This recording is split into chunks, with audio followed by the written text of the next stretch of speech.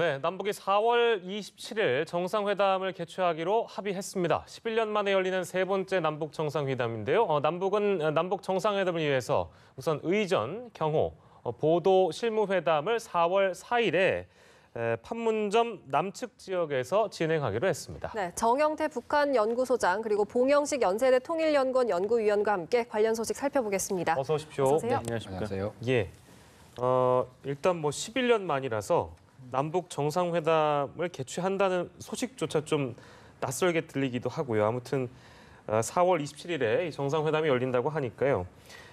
오늘 있었던 통일부 장관의 브리핑 내용을 저희가 준비해 봤는데요. 일단 먼저 보고 돌아오도록 하겠습니다.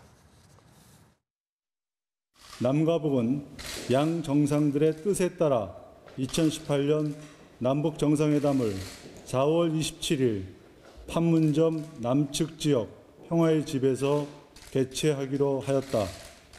남과 북은 2018년 남북 정상회담을 위해 우선 의전, 경호, 보도 실무회담을 4월 4일 판문점 남측 지역에서 진행하기로 하였으며 통신 실무회담의 날짜와 장소는 차후 확정하기로 하였다. 남과 북은 기타 제기되는 실무적 문제들은 문서 교환 방식으로 계속 협의하기로 하였다. 예, 이제 의제에 관련돼서는 오늘 나온 게 없어서 어떤 논의가 이루어질지 궁금한데요. 일단 문 대통령과 김정은 위원장의 회담의 어떤 주된 의제라고 해야 될까요? 어떻게 예상하실지 좀 들어보겠습니다. 우리가 좀 사실은 그 예상됐던 건데 이번에 그 남북 고위급 회담에서는 의제 설정 자체는 굉장히 어렵지 않겠느냐. 네. 그래 생각을 했고 뭐 역시 그 대답이 참 그 구체적인 내용이 없는 것을 보니까 아마 의제에 대해서는 그대로 넘어간 것 같은 그런 인상을 갖게 됩니다.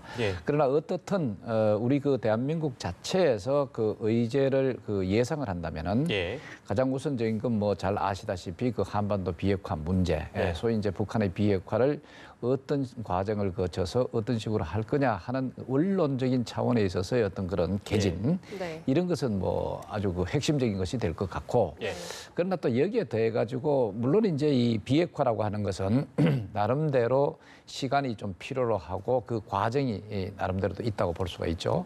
그러나 그 과정에서 우리가 겪지 말아야 될 게 있습니다. 바로 이제 군사적 긴장 문제 이런 것을 어떤 식으로 최소화해 나갈 것이냐 이 완화 문제. 그렇다면 이제 이것이 이제 소위 그 한반도 비핵화와 동시에 이런 군사적 긴장을 완화하는 문제 이런 것들을 이제 합해가지고 전부적으로 전부 한반도 평화 정착을 어떤 식으로 해나갈 것이냐 하는데 이제 그 중요한 내용이 될 수 있겠고 그 다음에 이제 좀 더 미세적으로 들어간다면은 이게 바로 이제 교류 협력 문제가 되겠습니다. 그 교류 협력 문제는 소위 이제 북한의 핵 문제 자체가 어느 정도 협상으로 물꼬를 트으면서 이게 진행이 된다면은 이 교류 협력도 상당히 탄력을 받지 않겠느냐.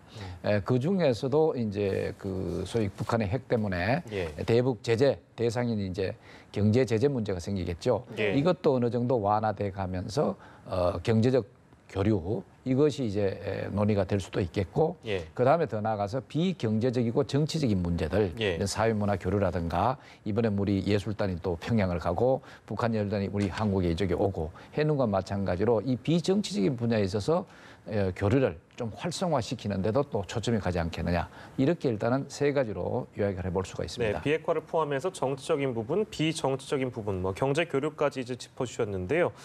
봉 박사께도 좀 여쭙자면 뭐 이산가족 상봉이나 경제 교류 문제도 포괄적으로 좀 논의된다고 봐야 되겠습니까? 어떨까요? 그렇죠. 이제 11년 만에 열리는 세 번째 정상회담인데 여기서 어떤 특히 대한민국 국민들에게 어떤 일정 성과를 보여주지 못한다면은 굉장히 곤란하겠죠. 그러면서는 어떤 의제가 그나마 가장 현실적으로 그리고 당장 실현 가능한 것인가 이런 접근을 할 것 같습니다. 그런 면에서 본다면은 지난 2007년에 노무현 대통령이 북한에 제기했던 그 이산가족 상봉의 정례화 문제, 생사 확인, 그리고 그 규모를 늘리는 것 여기에 대한 의제에 대해서 이제 대한민국 정부가 다시 한번 북한의 전향적인 자세를 촉구하고 또 이번에는 북한에서도 이것을 좀 더 적극적으로 검토하지 않을까 이렇게 생각해 봅니다. 네, 의제는 조금 더 논의를 해봐야겠지만 어떤 의제들이 나올 수 있는지 좀 짚어주셨는데 오늘 회담이 10시에 시작해서 굉장히 속전속결로 진행된 것으로 알려졌습니다.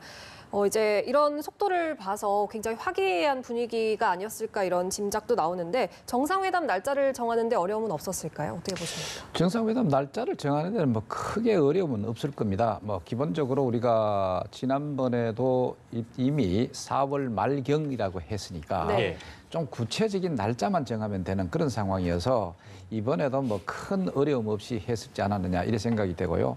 그 이유는 사실은 그 북한이든 남한이든 이번에 이 정상회담의 필요성 또 정상회담을 또 통해 가지고 앞으로 많은 산적한 문제를 해결해 나가야 된다는 그런 산적한 문제 자체를 문제의 어떤 필요성 이런 것으로 봤을 때 뭐 자잘구레한 어떤 이런 그 세부적인 사항 때문에 정상회담의 길로 가는 데 있어서 여러 가지 뭐 걸림돌이 만든다든가 이런 것은 가급적 피하지 않았느냐.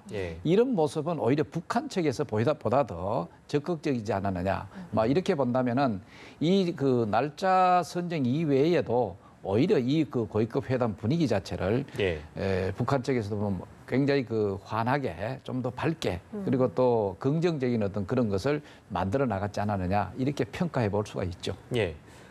역대 정상회담하고 비교해봤을 때 우리 대통령이 이제 2번 다 올라갔기 때문에 이번에는 김정은 위원장이 이제 최초로 한국당을 밟게 됐어요. 이것도 의미를 좀 짚어봐야 될 것 같습니다. 굉장히 특별한 것 같습니다. 예, 그렇죠.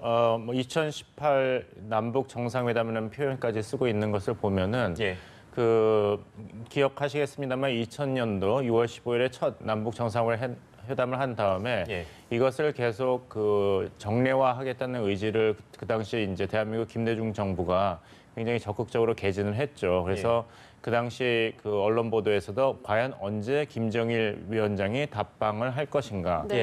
김대중 대통령께서는 그 점을 계속 강조해서 그것을 기정사실화하려는 노력이 있었습니다만은 사실 이루어지지 않았죠.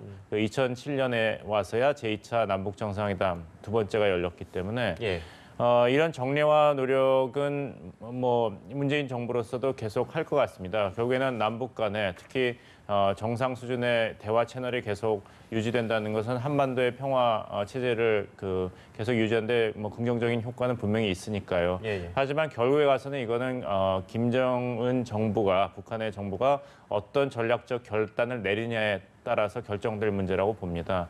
그 부정적인 면을 말씀드리자면은 결국에는 이번에 제3차 남북 정상회담이 실현된 것도 결국에는 북한이 원해서 그렇게 된 것이거든요. 신년사부터 시작해서. 그러니까 아직도 북한은 이런 정상회담이라든지 이런 것을 어떤 한반도 평화체제 구축이라는 면보다도 전략적, 전술적인 면을 상당히 반영하고 있습니다. 그렇기 때문에 이제 북한 정부가 이런 것을 정례화해서 스스로의 어떤 전략적인 레버리지를 감수하는 그런 효과를 감당할 그런 여유와 그런 정치적 의지가 있는가 이것은 한번 검토해봐야 될 것 같습니다. 네, 알겠습니다. 그리고 방금 말씀해 주셨지만 이번에 합의문에 2018 남북 정상회담이라는 표현이 등장을 했습니다. 이 말을 보면 이제 앞으로 이 남북 정상회담이 계속해서 지속될 가능성이 있지 않을까 이런 예측도 나오는데 어떻게 보십니까? 지금 분위기로 봤을 때는 그 지속 가능성이 굉장히 크다 이래 볼 수가 있습니다. 왜 그러냐면은 특히 그 문재인 정부 들어와서 특히 문재인 대통령께서 이 그 남북 정상회담을 무슨 뭐 정치적으로 상징성이 강한 어떤 그런 그 형태가 아니라 이제는 앞으로 실무회담적 성격을 지닌 정상회담이 필요하다. 사실상 그 우리가 산적해 있는 게 많죠. 남북 간에.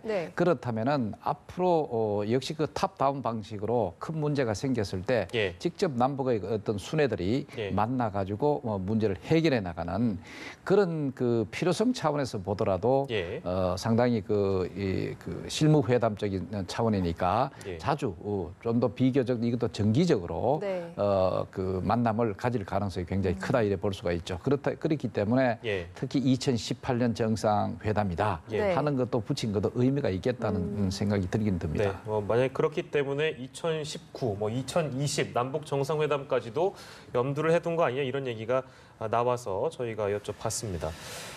저희가 앞서 보도로 전해드렸습니다만 북일 정상회담설이 나왔어요. 이것도 한번 좀 봐야 될 이슈인 것 같은데 일본의 경우에는 재팬 패싱 우려가 좀 나오면서 실제 일본에서도 뭐 사학 스캔들이라든지 국내적으로도 이제 아베 수상의 입장에서는 위기에 몰려 있기 때문에 그래서 어떤 정상회담에 매달리는 것 아니냐 이런 분위기도 나오고 있거든요. 실제 그렇게 봐도 되겠습니까?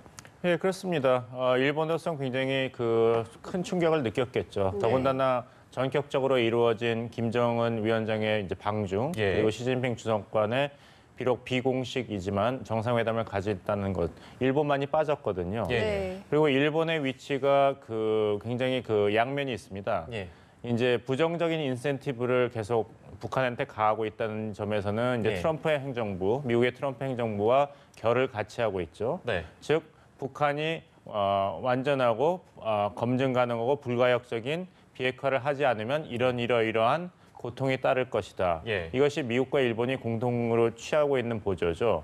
거기 반면에 한국과 중국은 긍정적인 인센티브를 줄 수 있습니다. 네. 만약에 북한이 이러이러한 비핵화를 동의를 하고 그것을 실천한다면은 어떤 이제 뭐 북한의 시장 개방이라든지 경제 협력, 경제 발전에 큰 도움을 줄 수 있다. 이 역할은 사실 중국하고 대한민국이 제일 잘할 수 있는 것이거든요. 여기서 또 일본도 일정 역할을 할 수 있습니다. 가장 좋은 모델이 1965년 박정희 정부와 일본 정부가 국교 정상화를 하면서 8억 달러 그 경제협력 기금이 들어왔죠. 이 모델을 사실 그 이전 김정일 위원장이 당시에 고이치미 일본 총리와 논의를 했습니다. 하지만 이제 납치 문제가 불거지면서 사실 2002년 평양선언에서 그쳤거든요. 이 카드를 아베 정부가 다시 살리면서 북한한테 일본이 있다. 일본도 북한한테 큰 도움을 줄 수 있다. 이런 메시지를 전하고 싶을 것입니다. 근데 그런 이제 과거의 모델을 일본이 만약에 생각을 하고 있다면 북한도 뭐 이제 어느 정도 염두를 해두고 있을 텐데요. 인간적으로 봤을 때 아베 입장에서 말씀하신 것처럼 미국과 보조를 맞추고 있다가 갑작스럽게 이런 정상회담에 들어가서 일본도 역할이 있을 것이라고 얘기한다는 것은 한 사람의 인간으로서 약간 어색해지지 않을 수밖에 없을까요? 하지만 아베 총리는 어떤 본인의 개인적인 철학보다도 일본이라는 국가의 국가 이익을 실현해야 되는 정부의 수장입니다. 그러면서 본다면은 여러 가지 옵션을 고려한 다음에 그것이 국가 안보 이익에 어떻게 가장 도움이 될 것인가 그런 선택을 하겠죠. 동시에 본인도 지지율 난조를 겪고 있기 때문에 매달려야 한다. 그렇죠. 이제 성과를 올려야 되고 아시겠습니다만 아베라는 정치인이 전국적인 정치인으로 떠오르게 된 것은 바로 그때 고이츠미 총리를 동행해서 평양에 가서 이 납치 문제에 대해서는 절대 양보를 해서는 안 된다고 했기 때문에 국내적인 지지가 확 올라갔거든요. 그렇기 때문에 이런 북한 문제에 있어서 일본이 패싱을 당한다는 것은 아베 총리가 개인적인 이제 정치적인 계산도 말씀하셨습니다만은 굉장히 뼈아픈 상황인 것이죠. 네, 알겠습니다. 오늘 이제 남북 정상회담의 날짜를 확정을 했습니다만 아직 세세한 부분은 정해지지가 않았는데 의전이랑 경호 또 보도와 관련해서 이제 의논해야 할 부분들이 굉장히 많습니다. 이제 다음 달 4일에 실무회담이 개최가 되는데 오늘처럼 이제 비교적 원만하게 잘 이루어질까요? 뭐 지금 조금 전에 얘기 드린 것과 마찬가지로 이번 정상회담은 특히 북한 측에서 강하게 열망하고 있는 그것이 강하기 때문에 어떻게 해서든지 이게 매끄럽게 진행되도록 하려고 할 겁니다. 그렇기 때문에 이러한 어떤 실무적인 자질구레한 어떤 이런 것을 갖고 여러 가지 어려움을 겪게 만든다든가 이래 하진 사실 않을 겁니다. 어떻게 해서라도 실무적으로 필요한 건 제시를 하고 그것에 따라 서로 상호 순응하는 어떤 그런 방향으로 갈 가능성이 굉장히 큽니다. 김정은에 대한 얘기를 저희가 좀 해보면 기존의 이런 남북 간의 분위기가 있기 전에 권력에 미쳤다거나 어떤 정신이 불안정했다든지 당장 핵 버튼을 누를 것처럼 많은 어떤 보도들이 있었고요. 근데 지금 보면 어떤 김정은식 외교 행보를 다르게 평가해야 되는 거 아니냐 이런 목소리 조금씩 나오고 있어서 어떻게 보시는지 좀 궁금하네요. 먼저 소장님께 좀 드릴까요? 그것이 전혀 다르게 평가할 필요가 없습니다. 왜냐하면 그 시기에 따라서 그 적절한 어떤 행태를 했을 뿐입니다.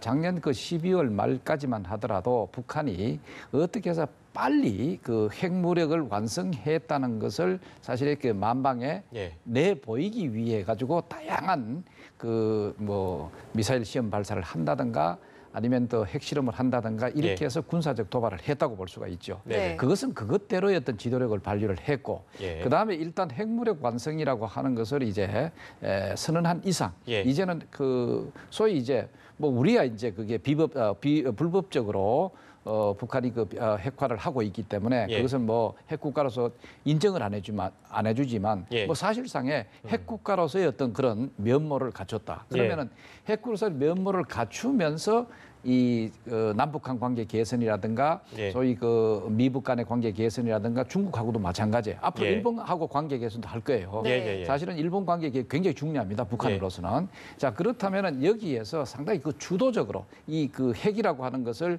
배경으로 해서 상당히 예. 그 주도적으로 이러한 관계를 풀어나가는 소위 그 공세적인 그런 그 지도력을 보이고 있다 이래 볼 수가 있죠. 예. 그렇기 때문에 어떤 그 특성 자체가 예. 혹은 캐릭터 자체가 뭐 다른 것이다 이런 것이 아니라 예. 그 시점별로 필요한 지도력을 사실 보이고 있다 이렇게 판단하는 게 더 좋습니다. 공세적이고 예, 전략적이다. 여기서 이제 하나 더 보태면은 아까 그 북일 관계 정상화 문제 또 북일 그 정상회담 문제 예. 이것은 아마 평양 당국이 더 하고 싶어 할 겁니다. 아, 그러나 그것을 이제 할 때까지는 굉장히 북한을 비난할 겁니다. 그리고 공세적으로 그런 식으로 부정적으로 나오게 될 겁니다. 예. 자, 그래 가가지고 마지막에 가서 북일 관계 정상화라든가 이런 것을 통해서 사실은 그 앞으로 일본과의 예. 관계를 만들려고 한 이유가 있습니다.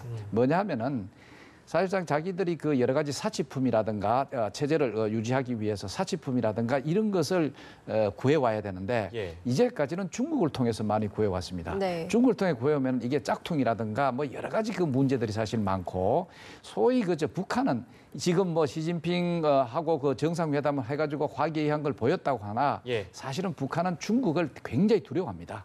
어느 정도 간격을 유지해야 되는데 그렇기 때문에 오히려 일본의 문을 열어가지고 네. 이런 사치품이라든가 이 경제 관계를 개선해낼 그럴 예. 필요가 사실 있다는 것이죠. 네. 자 이렇게 본다면 아까 소위 이제 또 식민지 그것을 해가지고 거기에 대한 어떤 그 보상으로 몇 억 달러를 우리가 받아내는 그런 측면도 사실 있고 예. 뭐 등등 해서 여러 가지 그 북일 관계 정상화하는 것이 상당히 가능성이 있고 또 필요성이 있다 이래 볼 수가 있죠. 네, 북한 북일- 측 입장에서 봤을 때. 예, 북일 관계 정상화까지 짚어주셨고요. 김정은에 대한 외교 행보를 봉 박사께서 좀 평가를 해주시죠. 뭐 두 단어로 요약할 수 있겠습니다. 두려움과 돈입니다. 두려움과 돈이. 예, 그 정 소장님께서 정확하게 짚어주셨는데 예. 지금 돈줄이 계속 막혔거든요. 예. 네. 그 경제 제재 때문에. 그래서 이제 메시지는 사실 간단합니다. 이 돈이 떨어지면 정권이 흔들리고 그 두려움이 계속 쌓이는데 이것을 어떻게 돌파할 것인가. 여기서 이제 공세적으로 나온 것이죠. 2018년부터. 예. 저희가 기억해야 될 것은 이제 김정은 지도하에 북한이 추진하고 있는 국가 전략이 핵무기 완성만이 아닙니다. 병진 정책입니다. 병진 정책 중에 하나가 핵 무력의 완성이고 또 하나는 경제 발전이죠. 예. 근데 경제 발전 부분이 병진 정책에서의 핵무기 완성을 실천하려고 박차를 가하다 보니까 점점 악화되고 있거든요. 예. 근데 병진 정책의 성공은 둘 다 완성해야 되는 것입니다. 네. 그래서 이제는 돈을 벌어와야 되는데 이게 핵무기 때문에 점점 더 오히려 어려워졌습니다. 아, 그래서 그 게임 플랜은 뭐냐면은 중국과 대한민국을 앞세워서 예. 미국을 막고 북한이 한반도 비핵화, 아직도 조선반도 비핵화라는 표현을 계속 쓰는 것을 보면은 예. 북한이 미국이 주장하고 있는 완전하고 검증 가능하고 불가역적인 비핵화까지 안 가더라도 예. 일정 정도의 성의를 보인다면은 예. 제재가 완화되는 네. 그것이 이제 김정은 위원장이 지금 이런 적극적인 외교 공세를 펼치는데 주된 목표라고 생각합니다. 아, 그런 속내가 있었네요. 그리고 그 병진 예. 정책이라고 하는 것은 물론 이 동시에 병자로 동시병자로 해서 동시에 하는 것으로 이해를 많이 하는데 네. 사실 이 정책을 자세히 보면은 동시가 상당히 그 순서적으로 네. 할래 먼저 이제 핵무력을 완성을 해놓고 예. 그 다음에 그것을 기반으로 해가지고 경제 성장, 경제 발전을 이룩해 나간다 하나의 순서적으로 나가고 있는 것 같아요. 네. 그렇기 때문에 작년에 어떻게 하다 빨리 앞당겨서 핵무력 완성이라는 것을 선언을 해놓고 예. 그것을 기반으로 이제 본격적으로 대외 개방이라든가 교류 협력 이런 체제를 갖춰서 네. 경제 경제 발전을 일으켜 나간다 하는 그런 그 설명이 좀 필요할 것 같아요. 네, 알겠습니다. 아까 뉴스 캡션에 아주 정확하게 잘 나왔는데 네, 어떤 게 사실 나왔죠? 이번에 북중 정상회담에서 예. 단계적이고 동시적인 조치가 있다면 비핵화에 진전이 있을 것이라고 얘기한 것은 사실 그다지 반가운 소식이 아닙니다. 네. 그것은 우리가 이만큼 비핵화의 성의를 보이거나 의지 표명을 하면은 그에 화답하는 경제 제재 조치 완화가 있어야 된다는 메시지를 다시 한번 확인한 것으로 보이고 네. 여기에 대해서 중국이 사실 중국이 경제 제재에서 빠진다면 그 효과가 반감되거든요. 네. 그렇다면 북한이 다시 비핵화를 동의할 이유가 줄어들게 됩니다. 이제 중국이 그 줄을 쥐고 있기 때문에 그것을 적극 활용하고 그 북한도 그걸 알기 때문에 중국 카드를 계속 이용하려는 그런 메시지로 읽힙니다. 네, 알겠습니다. 그리고 어제 이제 중국을 방문했을 때 부인 리설주를 대동을 했습니다. 그러고 나서 이제 중국에서 굉장히 반응이 뜨거웠다고 하는데요. 이렇게 부인을 대동한 게 이제 앞으로 정상 국가로서 이미지를 좀 대내외에 굳히기 위한 것이 아니냐 이런 관측이 나오는데 어떻게 보십니까? 맞습니다. 이미 그 김정은 체제 들어와서 김정은의 리더십 어떤 행태를 보면은 네. 기존에 그 김정일 위원장이 있을 때 행태와는 완전히 다르다 이래 볼 수가 있죠. 김정일 위원장 경우는 상당히 그 은둔의 어떤 그런 지도자 그리고 신비의 지도자 이런 식으로 하면서 수령이라고 하는 자리매김을 해왔다고 한다면은 사실 김정은 들어와서는 그것에서 좀 벗어나서 네. 오히려 또 공개적이고 보통 국가의 지도자가 하는 어떤 그런 행태라든가 이런 것을 자연스럽게 보여주는 그것을 이제 우리가 많이 봤죠. 이것은 아마도 김정은 자체가 뭐 소위 스위스 유학이라든가 이런 것을 유럽의 어떤 그런 경험이라든가 여기에서 상당히 빨리 적응하는 그런 모습을 보인다 이래 볼 수가 있고 이번에 이설주 그 소위 부인을 대동한 것은 두 가지 목적이 있었다고 볼 수 있죠. 왜 그러냐면은 사실 그 시진핑 주석의 그 부인 자체가 상당히 그 인물이 뛰어나다는 어떤 그런 것도 사실 있고 그렇기 때문에 중국 인민들도 거기에 상당히 그 열광하는 모습이 사실 있습니다. 그것에 비해서 소위 이제 김정은의 부인인 그 이설주 보면은 훨씬 더 젊고 그리고 미모도 상당히 뛰어난 어떤 그런 모습을 볼 수가 있죠. 그래서 이제까지 김정은에 대한 어떤 부정적인 그 평가라든가 이런 것을 부인 이설주를 통해 가지고 상당히 만회하는 어떤 그런 그 보완하는 그런 효과가 사실 있고 그다음에 이제 방금 얘기하신 대로 이제는 김정은 자체가 핵을 가진 어떤 그 자기들도 핵 대국이다 하는 어떤 그것을 그 과시하면서 보통 국가로서의 뭔가 리더십을 보여준다 하는 이 두 가지 의미를 담고 있지 않느냐 하는 생각이 듭니다. 실제 뭐 저희가 앞에서 화면을 보여드렸습니다만 그 한번 봤던 모습이긴 하죠. 우리 대표단이 북한을 갔을 때 이미 리설주를 대동하고 나왔기 때문에 그때도 정상 국가의 어떤 면모를 보여주려고 하는 거 아니냐 이런 분석이 뒤따랐는데 역시나 연장선상이다 이렇게 봐야 되겠네요. 그렇습니다. 굉장히 그 앞서 이제 계속 키워드는 뭐냐면은 김정은 외교가 굉장히 적극적이다, 공세적이다 그런데 이런 이 리설주 대동 그 방중도 그 연장선상에서 봐야겠죠. 네, 알겠습니다.